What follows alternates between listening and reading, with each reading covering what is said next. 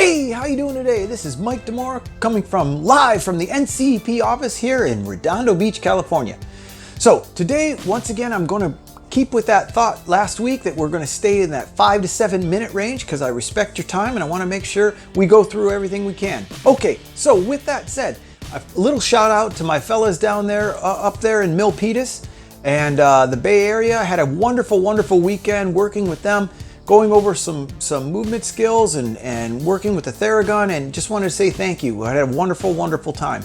Next, what I really want to do is go over something that came up when we were working together. And once again, we're going to work on different parts of our body. So today we're going to work on what we call rounded shoulder forward head pattern, otherwise known as upper cross syndrome. Now, in the personal training realm, we like to call it rounded shoulder forward head pattern versus upper cross syndrome, because I certainly don't want trainers walking around telling people they have a syndrome. Just doesn't sound right?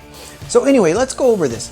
What's going on with upper cross syndrome or forward head rounded shoulder pattern? Let's just look at the shoulders for an instance. So what's going on at the shoulders are internal rotation. That is internal rotation at the humerus.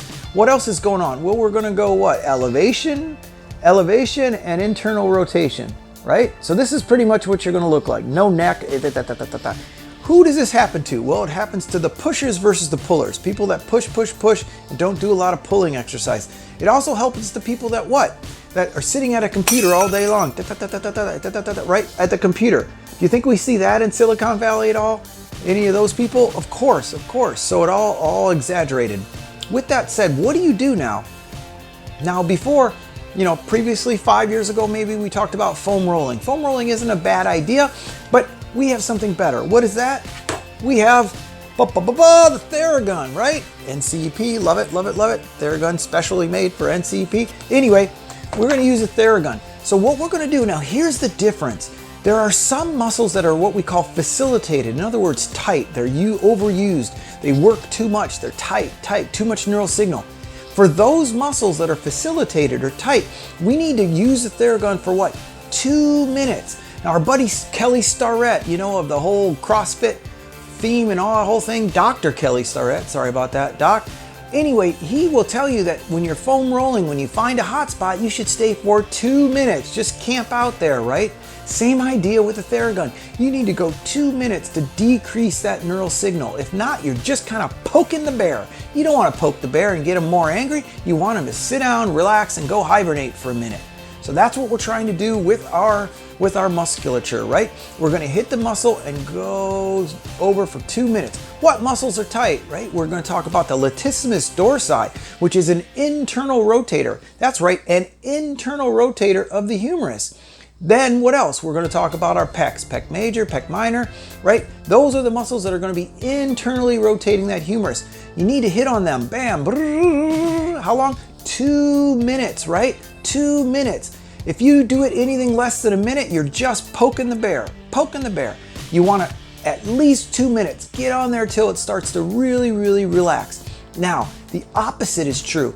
What is going to be the opposite is the external rotators. The external rotators of the humerus, which we're looking at kind of the rotator cuff, right? We're looking at teres minor, we're looking at subscapularis. These muscles are going to be angry. They're going to be really angry at you, right? Because they're being completely stretched. So now when we let go of the chest and we let go of the lats and they start to relax, now we want to take the Theragun and we want to hit it for what? 30 seconds, just about 30 seconds or less. Because what we want to do is we do want to poke them. We do want to excite them.